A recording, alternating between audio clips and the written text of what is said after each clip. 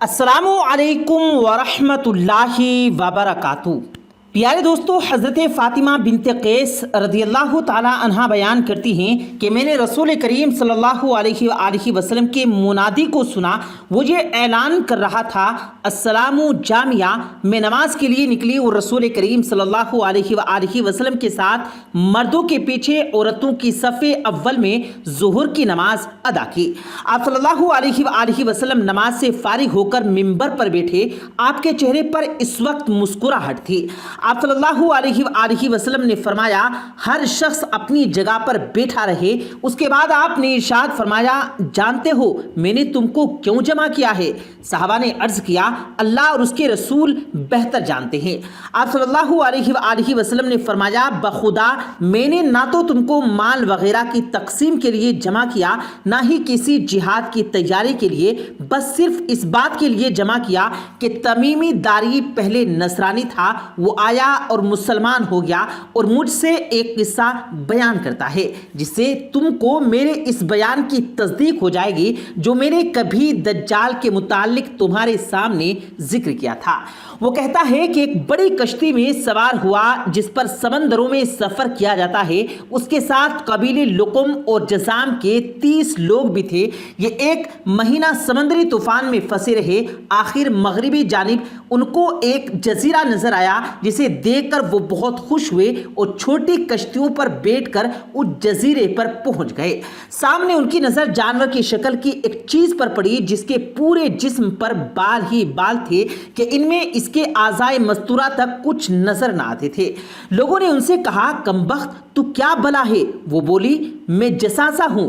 चलो इस गर्जी में वो एक शख्स है जो तुम्हारी खबरों का मुश्ताक है। ये कहते हैं कि जब उसने एक आदमी का जिक्र किया तो हमको डर लगा कि कहीं वो कोई जिन ना हो। हम लपक कर गर्जे में पहुंचे तो हमने एक कड़ाकूवी हैकल शख्स देखा कि इससे पहले हमने वैसा कोई शख्स नहीं देखा था। इसके हाथ गर्दन से मिलाकर और इसके पैर घुटनों से लेकर टखनों तक लोहे की जंजीरों से निहायत मजबूती से जकड़े हुए थे। वो बोला, तुमको मेरे बारे में कुछ ना कुछ पता लग ही गया होगा।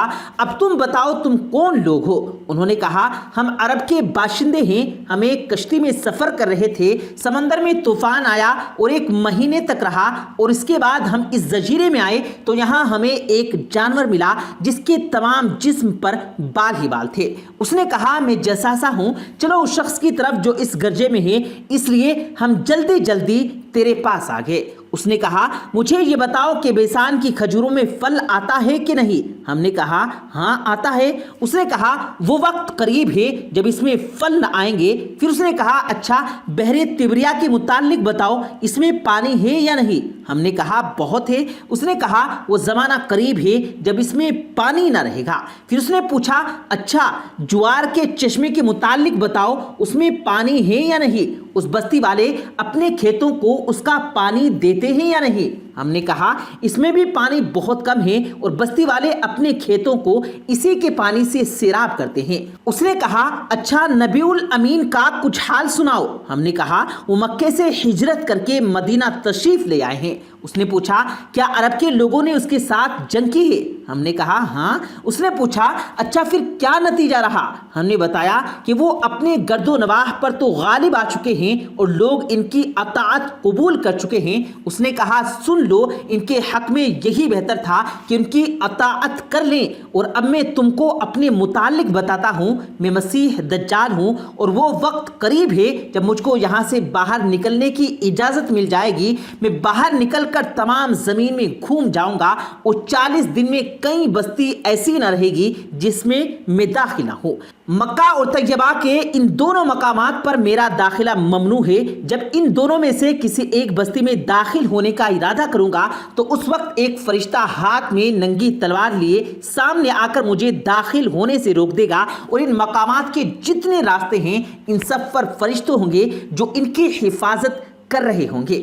دجال کا فتنہ قیامت تک رہے گا اور اس فتنے کو سب سے بڑا فتنہ قرار دیا گیا ہے۔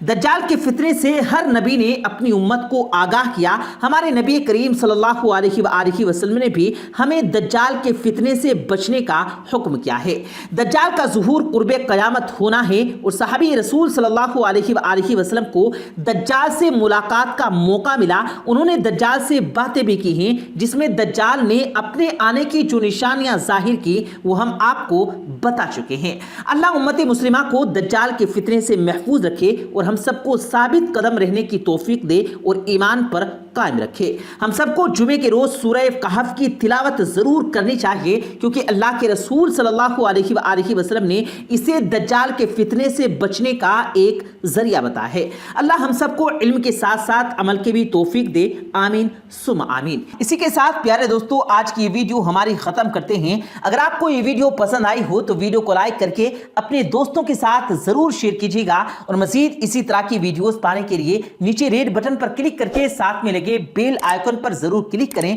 تاکہ مزید اسی طرح کی اپلوڈ ہونے والی ویڈیوز کا نوٹیفیکیشن بر وقت آپ تک پہنچتا رہے۔ مجھے دیجیے گا اجازت، ملتے ہیں پھر ایک نئی ویڈیو کے ساتھ، تب تک کے لیے اللہ حافظ۔